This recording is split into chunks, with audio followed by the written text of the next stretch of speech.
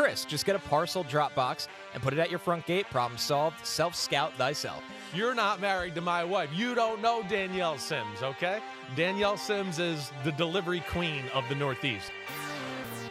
Yo, what's up? It's Chris Simms. It's Chris Simms Unbuttoned. Yes, and that makes me, I don't know. If she's the queen, I guess I'm the king of I'm the king of paying. Or, yes. Yeah, the king of cash. The master of coin is what they call you. Exactly, the master of coin Yes. to keep my wife's dirty, bad habits alive so she can get whatever she wants when she wants at her house. What's up, everybody? Chris Simms here, Connor Rogers here. It's Friday. It's live. It's YouTube. It's 11 a.m., and we got some football to talk about. We got a big weekend. But what's up, man? Everything good? Everything's good, man. Yeah. A lot of football to talk about. Also, don't worry. It's not just Danielle. Yeah. It's just the era we're in. Oh, I know Amazon that. every day. No, but it is Danielle. Don't She's not getting off no the hook matter here. where we've lived, okay, just so you know, no matter where we've lived. We moved to Nashville first. I mean, within the first 6 weeks, we meet a couple, and they're like, how many deliveries does your wife get a day, a week? She's like, we're never seen anything like it. And We this sit is on our pre-Amazon. phone. This is pre-Amazon. Yep. And they're amazed. So no matter where we went, this has always been like her MO, right? She knows how to spend money. That is for sure. Right? She should have invented Amazon. Exactly. She was ahead of the game. I'd like her to invent something. To Yeah, make you some wouldn't money be here. sitting next to me. You'd probably own one of these teams we're talking about today. Exactly instead. right. Everybody chiming back in on the pet peeve conversation, which isn't going anywhere anytime soon. Just let me know. Yep. Don, 7624 said, Chris could make his own Curb Your Enthusiasm. The whole show is based on pet peeves. You do have like a bizarro Larry David. Yeah. Like you don't act like Larry David, but you have a take on like Weird norms. thoughts and things You don't that, let norms slide. yeah, If you think it's weird. I don't. I definitely. I'm an evaluator of society Yes, and people and yes. psychology. I watch Yes. it all the time. Always scouting. So I am always scouting that. Yes. no doubt. Jason McClain Evolved said Chris Ballard not really answering the bench weight question was funny.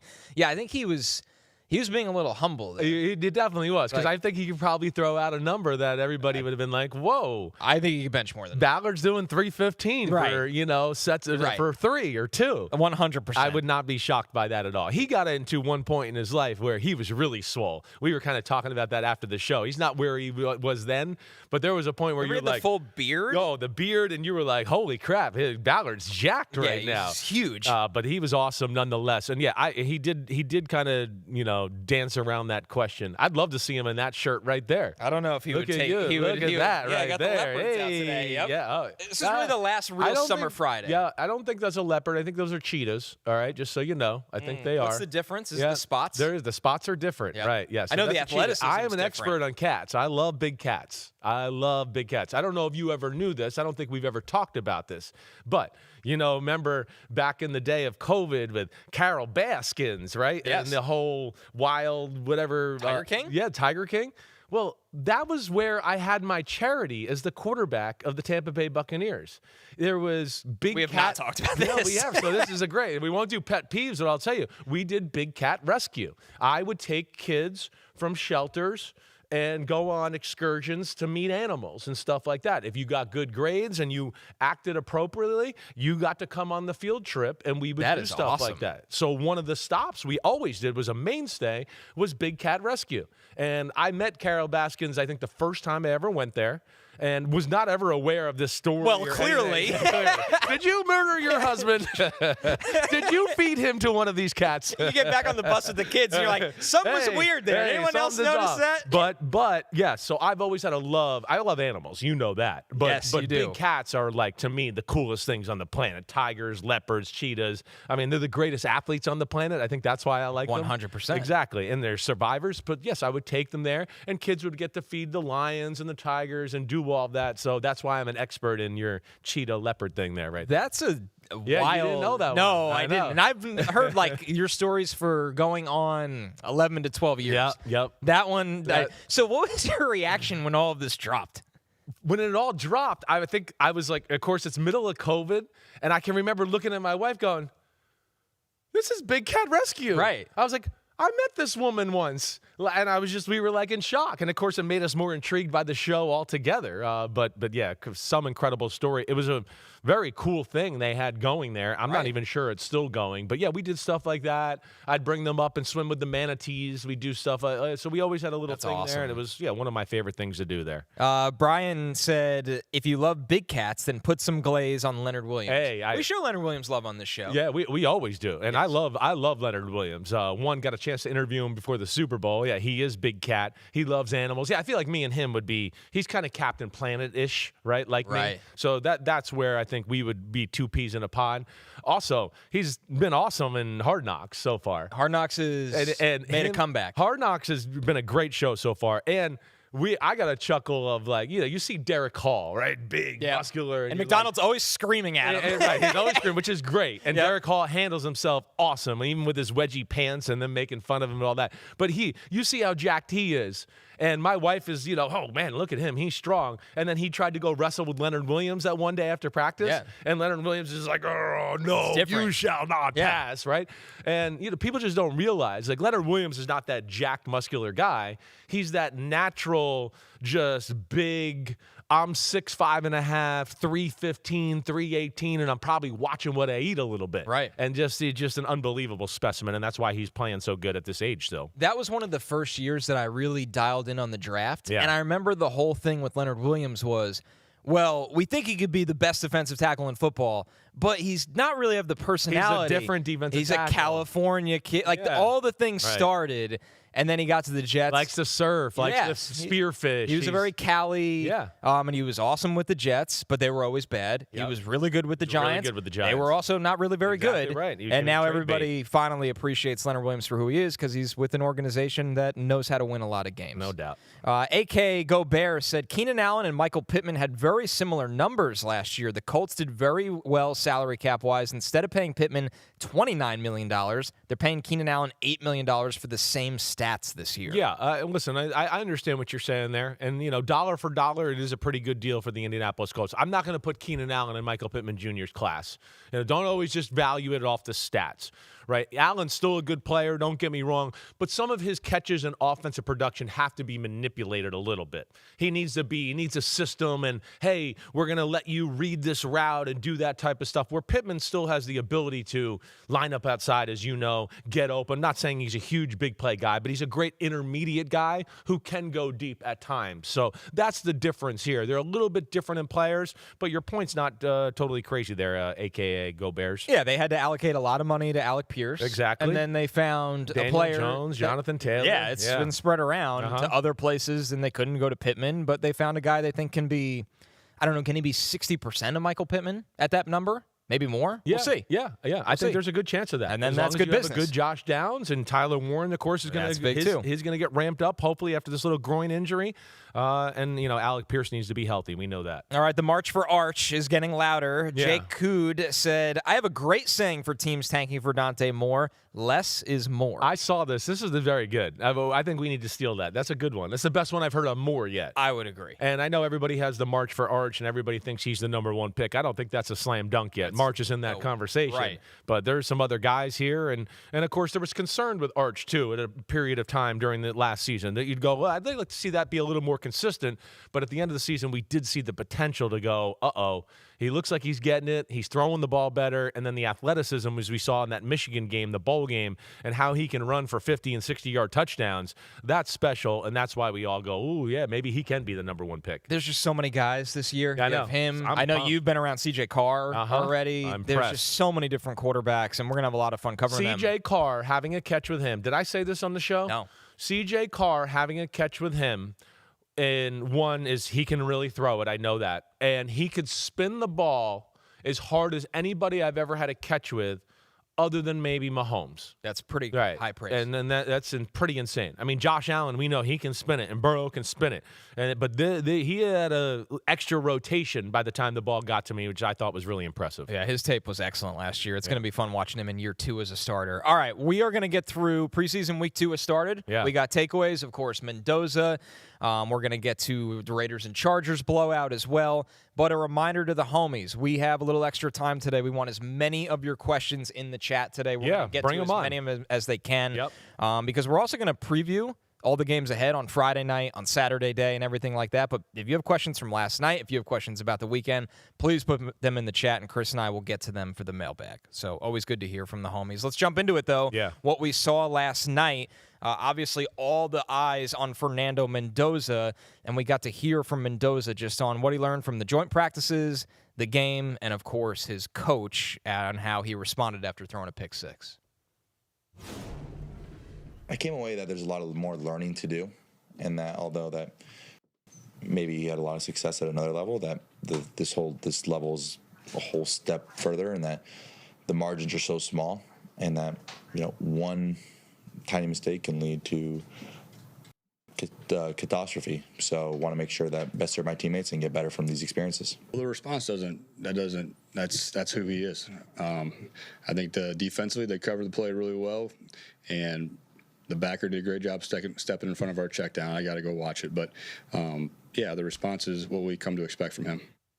I think it's the first time I've seen Fernando Mendoza not smiling. Yeah, I know. Well, I'm sure he's, got some disappointment about what he did there, but he shouldn't. I'll say this. Well, once again, to me, it was positive. I know it wasn't perfect play. I know people are going to look at the stats, and they're going to look at the pick six and go, it didn't look very good. Right. And that's not fair. There's more to it than that. Of course, he is a rookie. He made a mistake, certainly, on that play, and that's going to happen. But you knew he'd bounce back. We saw that all through college football. I know he threw only one pick six in college football, and I believe it was up in Oregon, and then he answered back with a long drive in Oregon to put the game away. He always right? answered. He always answered. Right. Think of the Penn State game. Right. Ohio State game early on was yes, rough, he got, right? Got knocked rough. out, He was it looked like, in the first rough. play. Right. Yeah. So I never doubt any of that stuff. Now, I would like him to dress a little cooler at the post-game press like the conference. loose fit polo? The team polo, come on. You can go on XL from that. team polo? Please. That could be better. But yes, people are going to look at the stats and all that and go, well, it was an underwhelming night. Well, okay, yeah, the pick six. If he doesn't throw that, certainly, yep. If my aunt had balls, she'd be my uncle. I know we could say that. But there's also 2 Malik Benson drops where if he has those catches, you go, the stats look different and probably significant more yards. And, of course, the completion percentage was big. I mean, Malik Benson dropped a 3rd and 7, great route. And, again, this is where Malik Benson, it wasn't perfect, but he looked the part. Sure. That's what we're here for. They're rookies. The potential's there. Wow, great route, great throw. Oh, he dropped it, but the potential for a 25-yard gain and maybe more on that play was there. So that's what can excite you if you're a Raiders fan. And then I think Malik Benson had the deep curl route to the left side. I think the last play Mendoza was in. In their he own kind of caught the territory? ball and it got knocked out of his hand, one, right? yes. That Yep, one? yep. You know what I mean? So that was another one where it's like, that's 15 yards, and who knows how many plays come after that improve your stats. But they're rookies, certainly. Again, it wasn't perfect, but I think Fernando Mendoza looks the part big time. I mean, let's start from the first throw of the night. That was an incompletion to Jalen Naylor, a little back shoulder stop. First thing is you know me, I'm looking for wow factor. The guys that are the stars in football right now have wow factor. So I'm sick of this he runs the offense and he checked it down here and great. The stars don't play like that. He throws a ball so hard to Jalen Naylor and really puts it in the right spot. But I think Jalen Naylor's like, holy crap, I couldn't even get my hands up in time. He threw it so hard. His arm looks stronger than I gave it credit for coming out in college. Especially in the preseason, because you get to see usually 6 quarterbacks a game. And so it really pops out. This is my favorite thing about the preseason. Yes. The ability to judge arm talent is so much easier. Exactly right. It all goes. Hey, first team, second team, third team. There's a reason they're like that. And then, so Mendoza's arm talent to me is what pops. The second throw, the first completion he made to the right side, I believe that was Naylor. I mean, that was a rocket. Joe Buck said it. The replay angle, like the end zone angle. Yes. It's like, whoa. Whoa. Yeah. I mean, that ball was fine. And again, Naylor was like, the ball almost took him. It was going so hard. So, that's what I'm impressed by. He has another incompletion on a skinny post to the right on the 3rd down. It might have been that same series. I think so. Might have been. Either way, it was the next They series. were moving before the interception. They were, and we'll get to that. Yeah. So he has that throw with pressure in his face and can't really step into it. And he missed the target. But again, the throw itself and the amount of power he could put on it, and then his size and how comfortable he looks in the pocket, to me, it all has a look of special superstar potential type quarterback. And that's what, I'm excited for more than not. And I think you're hearing from them too. As we go here, again, the door's still open for starting in week 1, where nobody's guaranteed yet. We still got another game. That's what Kubiak says. Let's listen to it. Yeah, So Kubiak was asked about this on, Kirk Cousins being the starter and Mendoza, and I think he left the door open. You guys be the judge. Listen to this. With Kirk Cousins not playing, along like Max and other guys, is it safe to say Kirk will be your starting quarterback at week 1? We got another week. We're playing. I don't want anyone to be comfortable in their job. That's how it should always be that way from all positions. So, we'll just keep going forward. I mean, he had a chance right there to be like, well, yeah, our plan has been to start Kirk Cousins, and it will be to start Kirk Cousins, and he didn't do that. Exactly. He could have done it last week after Kirk Cousins had a good first drive. I know Mendoza did good too, but he said, no, what did he do? He left the door cracked open. We're not sure yet. Reading between the lines, just from what I saw even in last week and this week, it's because this kid's smart. He gets it. They know he's going to continue to get it, and the physical talent is eye-popping. I mean, it really is. I don't care, again, the stats. His size, his arm strength, his quick decisions, they really pop. His patience on the right play to throw things and wait for things. And we got 2 plays here that I would love to show to kind of break down, and one being the pick 6. That was his big mistake because, like you said, he kind of had it rolling. Mike Washington looked good again with another big run. And here, we're going to go through it right here. Yeah, so here it is. So walk us through exactly where this starts to go wrong. Right. Because it felt like he was doing all the right things. He was on fire right here. Yeah. This is a play, honestly, to me, where he is feeling it, and he was like, I'm feeling it. I'm going to go for a it heat right check. here. Yeah, a little heat check, a little bit that way. But so he drops back, and what we got here is the receiver at the top, right underneath the 2 and the 20. He's going to run just like a corner route, a deep corner route, almost to the front pylon into the end zone. The slot receiver we see right on the hash there at the 20-yard line, he's the guy the play is for, really. They're going to run a deep corner with a corner underneath of it, all right? And he's going to break out. He's got Washington, who you see in protection right now, blocking, who's going to go to the flat. And then we got number 80, Thomas, here at the bottom of the screen, who's your in-cut on the backside, who's really, they want you to read it really across the board. They want you to read it to whoever that is at the top of the screen. I think that's Naylor, 9. To the slot guy, to the in-cut is number 3, then to your checkdowns. That's really what they want to do. So as he drops back here, the Texans are in a pretty good spot. There's nothing to say like, ooh, this might be open. He's thinking maybe that corner route of the slot route will be open. So let's go to the next picture, guys. We see here the protection wasn't bad. So he slides in the pocket. He waits. Now, what I would say here, because you've been pushed to the left, right? And I told you that's that deep corner you see at the goal line to the corner underneath it right there by the 10 on the 10-yard line. And then you got Thomas, number 80 here, coming on the backside in cut. So with this right here, the first thing I'll say is I think he could have thrown the corner route, the main guy, and just put it in a spot where like maybe you catch it or maybe nobody does. Right, like the sideline. The sideline. Just throw it low and away, which like with his accuracy and arm power, I was kind of surprised he didn't do that when I saw the replay. But being pushed over to this side of the play, just throw the ball to Mike Washington in the flat there. Throw it to him, let him catch the ball. He might only get a yard or 2, but whatever. You live to play another down, right? You live to play another day. The thing I'll say here, and I don't think that's Mike Washington in the flat. It's the fullback. It's the fullback. So I had to go. Wrong. I went back and looked at the It's pre-snap the because it's so surprising when you see it in this. That's Connor Hayward. They were in a 2-back set, but he was with him at under tight end, center, right? And then Connor Hayward was at fullback. He was at fullback, and then he's going to leak out to the flat. Yes. Mike Washington kind of gets like stuck in the. He goes the protection, mud, and he's the and guy then at the leaks 20-yard out. line Yes. checked out right Yes. there. And so yes, you're exactly right. I don't think he's throwing to Mike Washington here. I don't. Okay. So as he's letting this ball, I think he's really trying to throw this to Thomas. And as he's throwing it, he starts to realize, oh no, the other guy's in my way. And I think he was trying to throw a ball, honestly, in my opinion, kind of low and in the dirt for Thomas to go down and get it.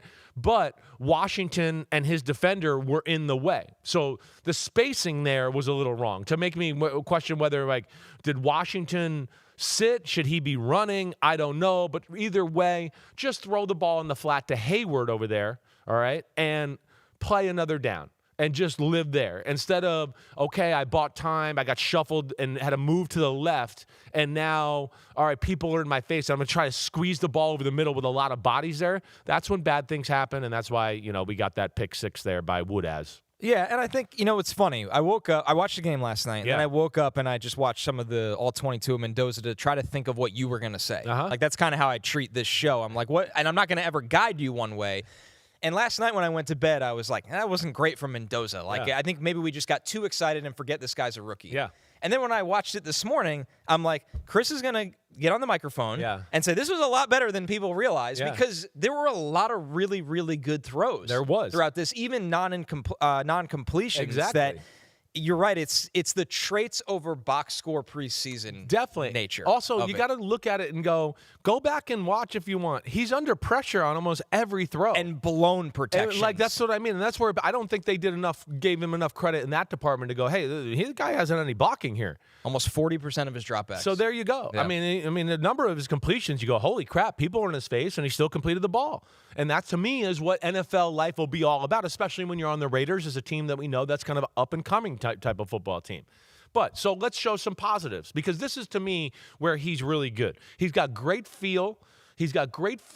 And, on that play, he might have got a little, over his skis in that one. Yep. But, we talk about all the time, like, really good quarterbacks have great feel and instincts to go, I know I was taught this way to read it out, 1 to 2 to 3, and on the first hitch is the first read, and the second hitch is the second read, and the third hitch is the third read.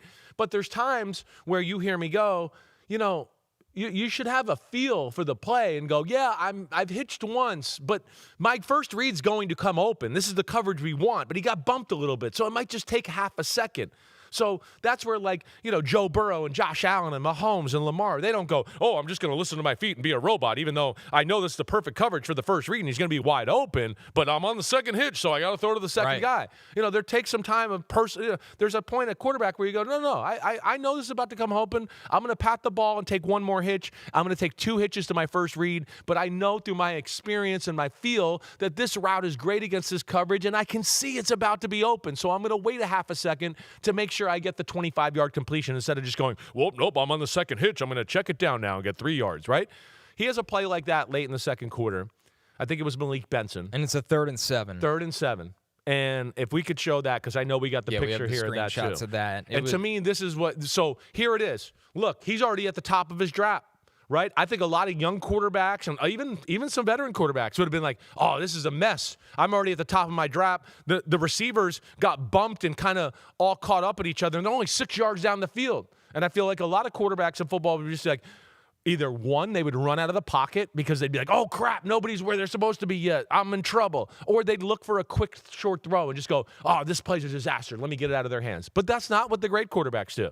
That's not what Aaron Rodgers or Brady would have done in their prime. That's not what you do.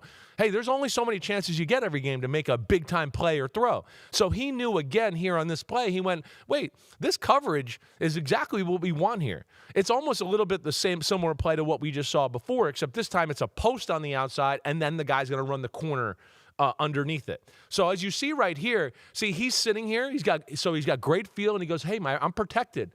Yeah, my feet, I'm sitting here hitching, but he's going, I know that this route is going to come open with the coverage they're playing here. So let's go to the next shot, guys, and show that. So here he is. He was at the top of his route, and now here he is. He's pat the ball about 2 more times here and bounced in place and took in about 2 or 3 hitches.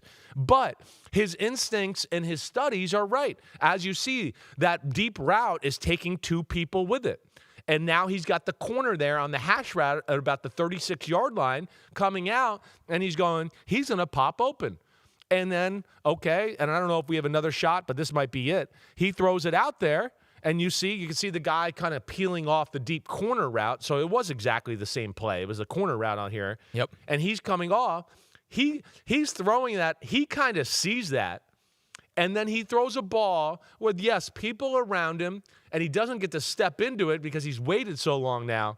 And he stops the receiver because he sees the guy on the outside at the 48-yard line with his bright lights on his corner route he's throwing to. So he's going to try to stop him to protect him. And so he makes that throw, and Malik Benson gets an 18-yard gain on 3rd and 7. And to me, that's playing NFL quarterback right there. And that's what you got to do. And those are the little inklings I look for to go, oh, he gets it. He's aggressive. His feel, not only to know it's going to come open, but also to feel that outside defender and go, I'm going to protect it so he can catch the ball like this and then kind of take the hit and we'll get the completion. And to me, that's kind of next level stuff. That's what I'm excited about with Fernando Mendoza. What I also like about that from Kubiak is on a 3rd down, and it's a 3rd and 7, like you need a lot of yards, is kind of giving him a high to low look. Totally. You're reading one side of the field. Yep. You have all the arm strength that we know you can reach whatever player you need to. Exactly. But it feels like it's not simple. That's not the fair thing to say, but it at least dialed it down for him a notch or two and let him settle down. Exactly right. Ball. Yeah, you're protected here. We kept an extra guy in. Yep. And, your eyes just have to stay here. We're not going to ask you to flip across the field.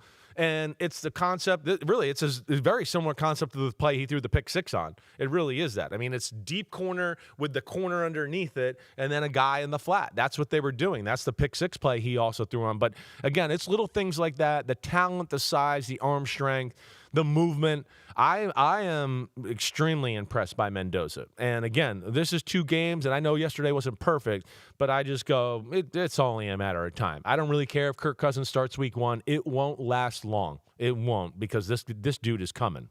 I wonder what they're going to do for the last preseason week. I know. Because I feel like now they're in a point of, like, they don't really know all the way yet. Mendoza, I think, has had enough moments that you go, yeah, you could justify it. You can justify it. Yes, you can. But then you could also sit there and go, maybe we give him another 2 series in the final preseason game. And it's weird to judge things on 2 series. And also, maybe they're not going to play against starters in that situation. I know the Texans didn't play their starters last night, too. No, they did not. Thank God for everybody. The ball. Yeah, exactly right. Right. It's a weird spot to be in. I'll be interested to see how they handle it, too. I will. A lot's being dictated by practice, and I know Mendoza opened up eyes with some of the throws he made against the Houston Texans all week. I know that. So, he's opening eyes on a daily basis. Yesterday, he opened my eyes. I hope he opens the rest of the public's eyes because he played better, and the look is better than what the stats will actually say when it's all said and done. So, speaking of Raiders, flashing a bit, Mike Washington's the other guy that totally. We're kind of reaching the point here where we're like, hey, they drafted You were higher on me, and you're going to be more right than me. But there. I still agree with the limitations that you brought up. Like yes. he's the only 4-3 guy that doesn't ever break away. Never runs away. Yeah. Always gets caught. It's really amazing. Yes. But at the end of the day, my complaint about him, which was nitpicking, was he's so big. And I'm like, man, he should run through more tackles. That was my biggest issue. In the NFL preseason, he's running through tackles. He is. He's running through tackles. I still think it's a part of his game. And again, as you know, and what I laugh about, because, like we're going to talk about Houston's offense in a minute, and you see just the difference between a first-team offense and a second-team defense is a big deal. It's a big deal. Mike Washington has looked phenomenal. Now, what I want to see is he going to break some of those tackles when it's a Zcel Shair? Sure. A To'o, right? That's what I want to see. But he is, yes, bouncing off people, leg drive. He is big, so he takes that. But there's still a point here, too, just to your set, because I watched back the All-22 film this morning, too, where there's moments where I just go, you're too big to, stop your feet there and just curl down and take the hit. Run him over. That was my complaint in bring college. it. Right. Yeah. Bring it. You got 3 yards there, but if you really ran hard and drove your legs and put your head down, you probably would have fell forward and got 6 or 7, right? There's some of that. That's what we want to see more of. But obviously the specimen and, the athlete and all of that is really impressive. To be that big and move like that, and here's 2 weeks in a row where he had a big run, that looks like he could be a nice little 1-2 punch with Ashton Genty. So all that positive about Mendoza, Mike Washington. At the end of the day, the Texans' second-team defense still dominated in this game. And now it's an infrastructure thing. It's like right? we talked about with the 49ers last week. They've been there so long now. Even the second-teamers are so greased up and awesome on every rule of the defense. And they're a Super Bowl contender, the Houston Texans. So their backups are they're legit. They have built something down there. They got depth. They got talent. They got it all. And if we can just see the offense and the offensive line kind of play like it did last night, like we saw with C.J. Stroud and some of those old linemen. Running the ball. And Woody Marks looked awesome. I know. You start to go, Like, okay, yeah, Texans could be in the Super Bowl. I think they got that kind of type of team, but it does come down to C.J. Stroud and the health of these wide receivers, as we know. Yeah, Woody Marks has kind of gone from this pass-catching college back that's one-dimensional to, I think he looks bigger, stronger, runs harder. I mean, so you talk about running hard. So, like, watch him next to Mike Washington, and you go, Mike, that's what you need to be. You're awesome, Mike. We're not saying that. But, like, Woody Marks brings it. He lays the wood at times on people. And, yeah, I'm with you. I was super impressed. That's not the guy I remember at USC. I mean, explosive, twitchy, change of directions. The vision was phenomenal. I was excited about what you saw from the Houston Texans offensive line. We know that was a big deal. They kind of flipped around that whole group. That looked good. I know it was the number 2 of the Raiders. I understand that. And I thought Stroud looked really good as well without, some of his top targets in there. Jalen Noel was not in there. Nico Collins was not in there. Right. But, the big throw he had, the comeback on the left side, the scramble, and then kind of starting to run and then, dump it off to the tight end who got the big gain. Those were nice plays. Hopefully that gives them some confidence. It's all about that Texans offense. If they're just middle of the road or good, yeah, I mean, this is to me a team that's strictly, firmly halfway in the damn Super Bowl window. They're ready to go. And even though it was a blown protection, watching how Caden McDonald moves at 320, 330 pounds and finish the play for a sack on Mendoza, I was like, damn, that's... He had a few plays where he popped, I thought, in the football game. They're just so deep on They're defense. deep. And I would think with him, they're probably going. I would think with him going, hey, we're the Texans. We're not always going to ask you to take on double teams and do that. We want you to maybe shed a little weight, be a little more disruptive, shoot the gaps, do that type of stuff. I would bet that's part of the adjustment they're kind of making in his game right now. Yeah, they're maybe one of the most interesting teams to watch in football because, like you said, you outlined, there's just one big question. Yeah. If their offense is average, the Texans are going to be an absolute problem for everybody. All right, let's move on to the second game, which was... It's interesting. All we heard all week was the Chargers were dominating the practices. Yeah, that was the rumors. That was the rumors for everybody with boots on the ground. The Niners, and listen, we didn't see a ton of starters on both sides last night. The Niners looked ready to roll, ready to prove a point a little bit. Brock Purdy only played one drive. He was 4-6 for 29 yards. On the other side, Justin Herbert, it was just the opening series that they went 3 and out. On the third down, I didn't think he missed McConkey. I didn't think McConkey was just open. No. The corner was just in stride with him. Definitely. It was an odd play to call on 3rd and 1. I thought so. It felt very aggressive. Like, damn, they're going to throw either a 50-yard post down the middle or he has to jam in a 20-yard post to the left. Right? I saw it. Yeah, I'm with you in the preseason. In the preseason. And see, what happens in the preseason sometimes in these joint practices, too, to your point, because that's what everybody said. The Chargers kind of got the better of the 49ers in the joint practices. But what happens is, okay, you see them a few days in practice. You go, man, they're killing us in this formation with this concept. We've been playing this defense. So now the teams kind of prepare for the game, and they go, hey, we're going to get in this formation. We've been getting this, and we've had great success, and they've been playing us like that. But the 49ers, who might have been gashed in practice or whatever, go, hey, guys, when I know all week when they got 2 receivers over here, we've been playing this defense. They've kind of been gashing us. We're going to throw them a wrinkle tonight and kind of show this but do something else. And that's, to me, what felt like maybe happened to the Chargers on that first drive. But, yeah, we didn't get to see a whole lot there. I wish we did. But either way, the 49ers did look good and have a lot to talk about with them, really. We do. I think the thing we have to start with, and this comment from Ken the Kid kind of brings it up right away. Ken the Kid. Can we please talk about how impressive Stribling is and will be? Yes. Yeah. So Stribling, of course, this is the story right now. He's the number 1 guy. And to the way things look, right, Stribling is extremely mature as a receiver. That's what pops to me more than anything. He's an incredible route runner. He's got very good size. You can see he's got strong hands, can play through contact. I know he dropped the ball. That probably would have been a touchdown. Either way, it was a great route. I really think there's a chance they end up building the offense around him in the pass game. And again, I have no inside info. Kyle has not told me that. This is just me watching football. And I can see already the first 3rd down, they made the play for Stribling. They went, put him in the slot, let him run an option route. He'll run the out. We'll hit him. So, yeah, I wouldn't be shocked if he's kind of the go-to guy in the passing game. He might be the guy that's the most versatile to kind of do everything, inside, outside. But Kyle loves that. Right, and if you could just show that you'll do the right thing and make the right decisions in reading coverage and catch the ball, Kyle doesn't give a shit if you're a rookie. He'll throw you the ball 90 times. He doesn't care.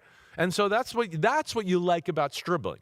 Now, what I'll say on the negative part of it is that, yeah, it's really good. It's smooth, everything. I like all of that. But at the same time, I'm not like wowed by his physical explosiveness and his speed yet, at least yet. And again, I'm going to wait because I know it's training camp and guys are worn out. But, as you know, that's what I look at. Yeah. And I know he's a second-round pick. I got that. But, yeah, I mean, hey, Deebo Samuel, when he came out as a second-round pick, I was like, the first time he caught the ball, I was like, holy shit. Yeah. He's got rockets in his ass. He looked like a running back. Right. Like an explosive He's like, running back. whoosh, Yeah. Right? And so, that's the one thing I go, Stribling's really good, and Shanahan's going to be able to formulate a lot of offense around him. I'm just excited or want to know, is he going to be explosive enough to make some plays on his own, right? Break a tackle and turn up the sidelines for 60 yards and do that. That, to me, is the only question I got so far about Stribling. But everything else has been phenomenal. Yeah, I think the early returns are promising. Everybody's got their eyes on just how featured he's been throughout this preseason right now. And, a little sidebar of this 49ers offense, George Kittle is ahead of schedule in his return from the Achilles injury. He does have a legitimate chance to play week 1. It feels like they need him. They need him. I think they know, and I think everybody, to what you just said, like people are like, wow, they're really, forcing the ball to Stribling. Because I think they know they're a little bit of an issue at wide receiver. And he's the guy that, like I just said, I think that can do a little bit of everything, and you can formulate a lot of plays and offense around. I wouldn't be shocked if he's really the number 1 receiver when we get to like week 3 or 4 of the season. Because Evans isn't going to be able to do some of that. You're not going to see Evans on 3rd and 5 run the option route, out route. Right. There's no way. That's not what he does. He's not very good at that stuff. So, that's where I think he'll have a big chunk of the playbook. Kittle's health is important. What I worry about with the 49ers, where 4 and 5 years ago, they were so fast on offense. They would play 21 personnel. We had conversations like this because they were like, yeah, play us in base. Because our 21, then we put Juszczyk and McCaffrey here and Brock Purdy here. Samuel here and Ayuk here. And it's like, we got the fastest 21 personnel you'll ever see. Right. They could like really put you in some binds there. I do worry about them being a slow football team on the offense. I do. Evans, we know, has lost a step. Is he going to stay healthy? So is McCaffrey. McCaffrey has lost a step. Kittle, of course, is not going to be as fast. Stribling, really good, but not wowing fast either. And that's one thing I worry about with their offensive attack. Do they have a guy that's going to be able to back people off a little bit? Stretch the field, back the safeties off a little bit? Or are they going to be a team that's, a little slower and everybody's just going to be like, hey, it's going to be over the middle, it's going to be in front of us, and let's do it that way? That's one thing I do worry about with the 49ers. Everything you just said reminds me of how we talked about the Broncos before they got Jalen Waddle. Yeah. Where it's like, we like the way they can play. We know they can run the ball. The quarterback's really smart. We like the receivers, but who is the guy that is the most dangerous threat on the field at all times? And the Broncos were like, we got to go get one. So it feels like the Niners are in that mold where they have a lot of nice pieces. Exactly. But they might have to go make that move at some point of a kind of game-changing presence. Exactly. That's what I worry about. We've talked about. Deebo is a guy that we know is not going to beat people deep. Christian Kirk, maybe, but again, the health and all that's a little bit of an issue. Do they have that guy? And that's the only thing I question. I know Shanahan is going to be able to manipulate a few plays every game to get people deep, just like we saw with Stribling on the double move. But it can't just always be that. Right? Good teams and the best offenses usually have a guy that can scare you and make coverage and the defense back up a little bit to where those underneath plays have less pressure on them that way. All right, we're going to take our first break. Wait, hold on. I'm getting told. Shut up, Gary. Kalen Black looked awesome just before we said that. I think he looked phenomenal. Run hard. He's a Shanahan running back. So that was awesome. The other guy that pops to me is Romello Height.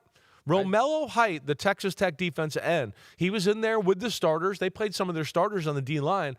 Man, he's explosive. He's got a knack for the ball. He's got that, that bendability that really Definitely. is special He's that twitchy. way. Those are two other guys I thought with the 49ers that really stood out to me. There's a couple, but this was the main place that always made sense for Romello Height. Yeah. It's like, I remember his spring weight going into his last college year, he was like 228.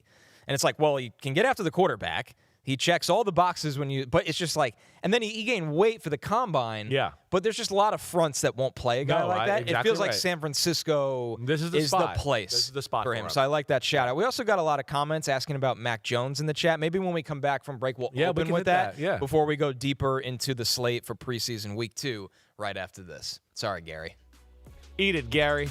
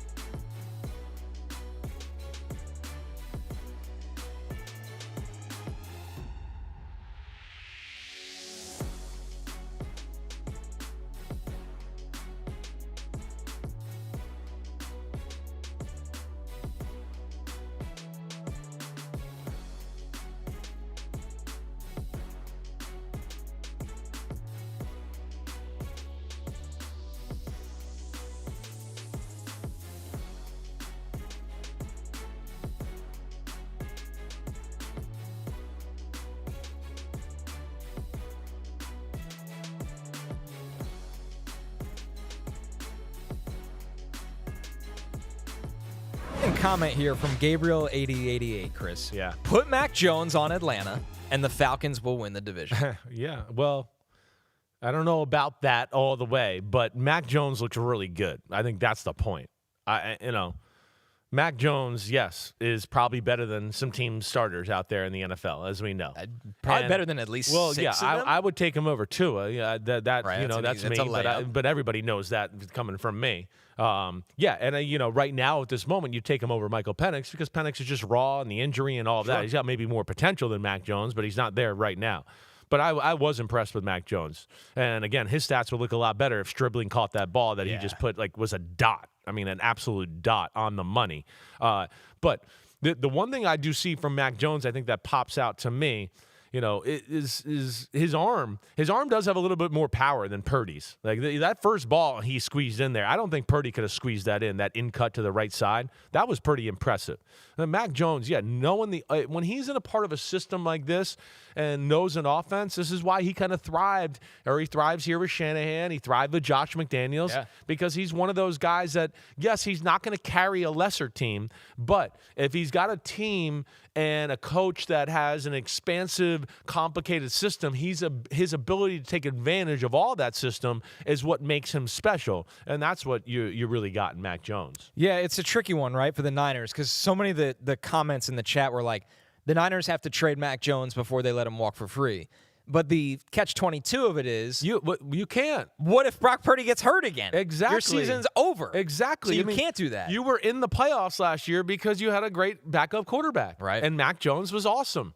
I don't think we can go there quite yet. I wouldn't trust, the kid Rourke, from Indiana is to be the backup. Curtis Rourke, right? Who's banged up, played through an ACL his last college year, and then basically redshirted in the NFL. So he might need some time. So Mac Jones, they got to keep him for insurance for their football team. That's why they don't want to trade him. Now listen, the season falls apart, and maybe the trade deadline. I don't know. Maybe if a starter goes down, and then they need Mac Jones to be the starter, and you get so blown away by a deal, maybe you take that, but in my heart of hearts, I don't think that would be an option. I would think Shanahan and John Lynch want to keep that insurance policy. Any other thoughts from this game? We didn't do too much on the Chargers because there wasn't a lot. There's a lot of Trey Lance. I'm impressed with Trey Lance. Okay. You think he's got a shot to rebuild himself a little bit? I always questioned whether Trey Lance could be really a backup, and I think that question's gone from my mind. I do. I always was a little bit like, I don't know if he's a consistent enough thrower. He needs the reps to be a backup, right?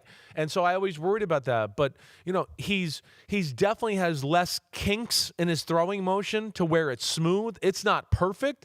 But the one thing about Trey Lance is at least the ball goes where it's supposed to most of the time. So, I was very impressed with Trey Lance last night and the way he looked overall. So that was good. I root for that Keenan Mitchell, who, of course, had the horrible injury in Baltimore at the running back position. He had a big catch last night, kind of the wheel route down the right sideline. Like they're really going to use him. It seems like they're very hopeful that he could be the second punch behind Omarion Hampton. But those are what jumped out to me over there. The Chargers did play some of their starters, but no Derwin James. There was no Messidor out there. I think, Trey Lance jumped out to me. And, that's really probably it as far as the Chargers are concerned. Yeah, Messidor is one, by the way. It felt like after the game, Harbaugh said he'd just been dealing with something. They expect him to practice this weekend. It was a whole lot of Bud Dupree out there for the Chargers. But we know how big of a piece Messidor needs to be for this starting unit. Definitely. I mean, the Chargers, and one thing we don't get to talk about, and it's hard to do with preseason, is the biggest question about I have about the team is that you lost one of the best defensive minds in the sport, in Jesse Minter. What's this defense going to look like under Chris O'Leary? I've liked some of the look of what they do. I would think it's not going to go too far from what they ran with Jesse Minter, but that's going to be one of those questions about this Charger team that we kind of just swept under the rug. Like, oh yeah, they're good. They should be in the playoffs, but it's like, yeah, they lost a special coach there. Can that side of the ball hold up their bargain the way they did the last few years? All right, let's take our last break. When we're back, we got to talk Shador because he's going to start Saturday against the Bills, although Todd Monken said a lot of the starters are not going to play in this game. Yeah. And we'll look ahead to the rest of tonight's slate, the Friday preseason games, what we're watching right after this.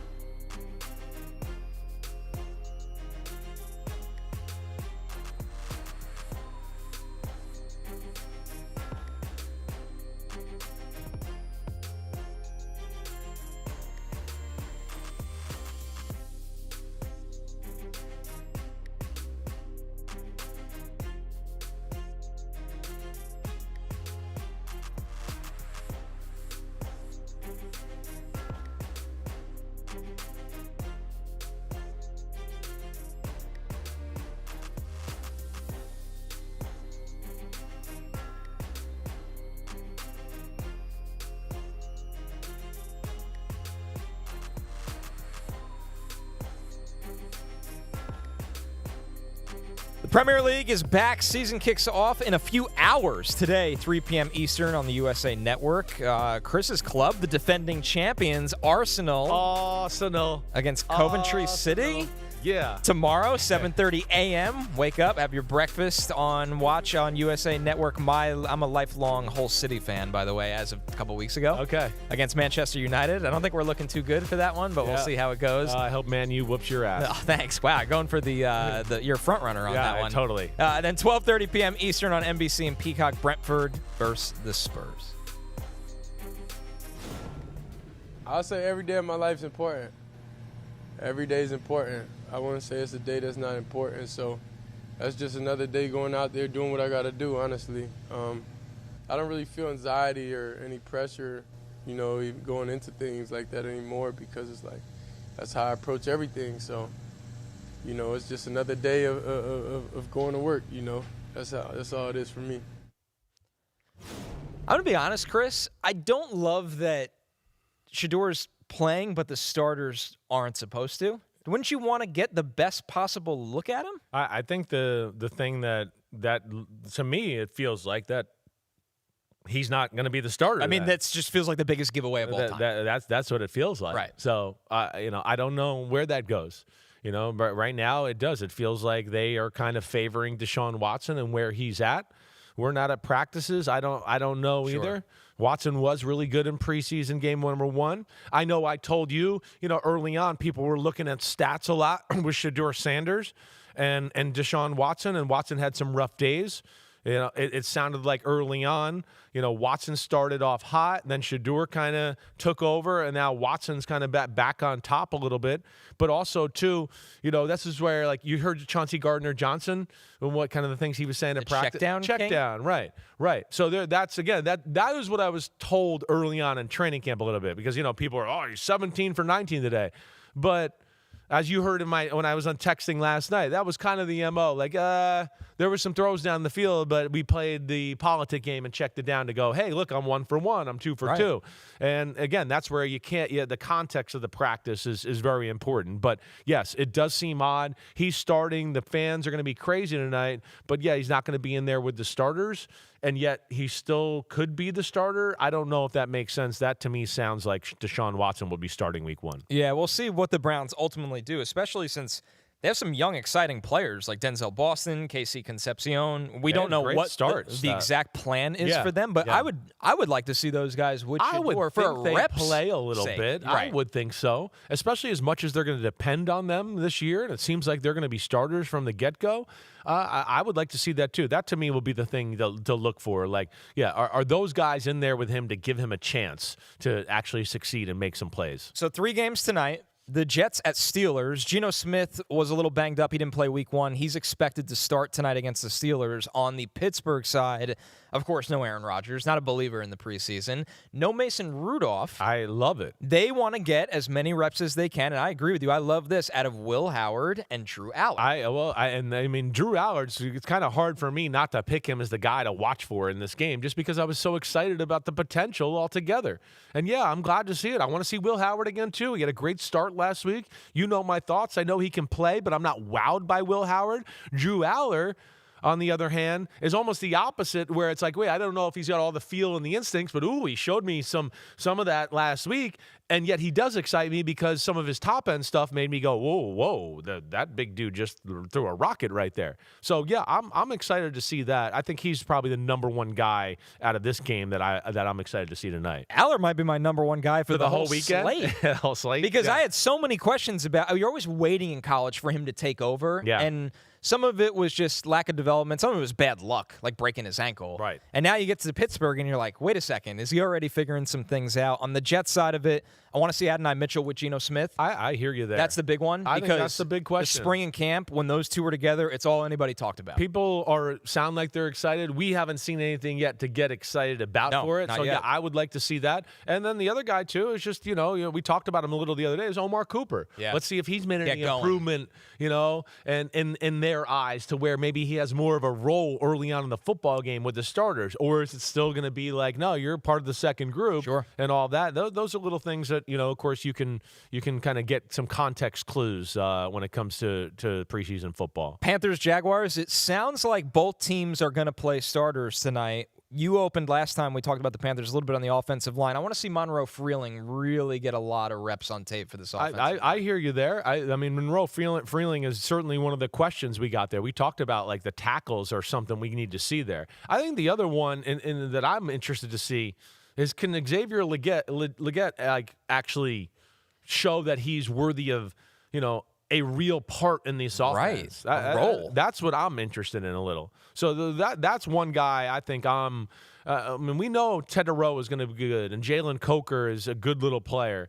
But, as we know, if they need another big playmaker on that offense, and that's why they got Xavier Legette, and he hasn't really done that. So that's one I'm definitely interested to see right there on their side of the ball. Yeah, and the last update on Legette, he got rolled up on the other day. Canales said he hopes he plays Friday. Okay. Which, that to me is like, you kind of need to play. 100%. You're banged up, and we're pushing you to play in the preseason. 100%. So that's a good call out, Chris. It's been, yeah. Go ahead. He just hasn't been what they hoped for. No, when they picked I him. think we were all excited. Like, Right. hey, it's big, physical, freaky specimen, almost like a body like DK Metcalf or somebody like that. So where we just expected more. Yeah. So that, and then of course Travis Hunter. I want to see Travis Hunter Physically in the secondary. looks good. I want to see it. I want to see the movement, all of that. So those are the ones to me in that game that make the most sense, that I'm excited about. This is a good night of football. Packers at Broncos. Bo Nix is expected to play 10 to 14 snaps per Sean Payton, coming off the huge injury, but they got to get him rolling and ready and back to go. That's a lot of snaps already, I think. For him. Totally. And you do we think the Packers are going to play their guys here So tonight? It sounds like Jordan Love in the offense will get at least one series. So it feels like the Chargers' pathway. Okay. Although maybe if they go 3 and out, they'll throw them back out there, unlike the Chargers. Yeah, well, listen, I would think they're going to be careful with Jordan Love because he's had a few little, got hurt himself last year in preseason, and then wasn't totally his 100% self, I think, to start the year. So, yeah, Jordan Love, from everything I've heard, right, from people in the know up in Green Bay, has been killing it. They are happy with Jordan Love. So that's the big one. I think the guy in this game that I want to continue to watch here is Matthew Golden. Right? Show something. That's a guy, Matthew Golden for sure. Lucas Van Ness on the edge is another one I'm going to have my eye on. He was a guy that we thought might be a hybrid defensive lineman. It sounds like they've moved him to edge guy total. Yep. And I haven't really got my eyes on him there yet, so I want to watch that.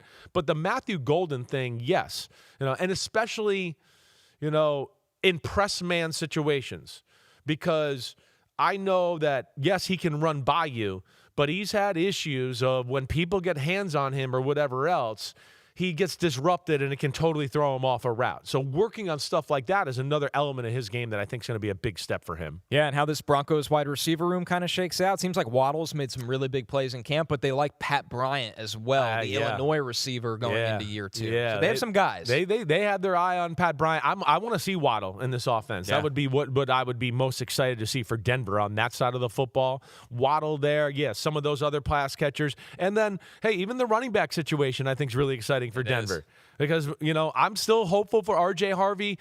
Your Jonah Coleman looked awesome last week. We know they got J.K. Dobbins, but he's got such an injury history. And even that Jaleel McLaughlin's a damn good player. So got a good night of football. All right, Monday, 11 a.m., our preseason weekend recap. We'll go through every game. We might have a guest. We'll see, but we have a lot of football I think there's a good chance we got a guest, though. We're going to have a good one. I'm not going to pub it yet, but I think you'll see it on my Instagram tomorrow. We will pub it. All right, everybody, you know where to find us. Peace out. Subscribe, rate, review. Enjoy the weekend. Be safe.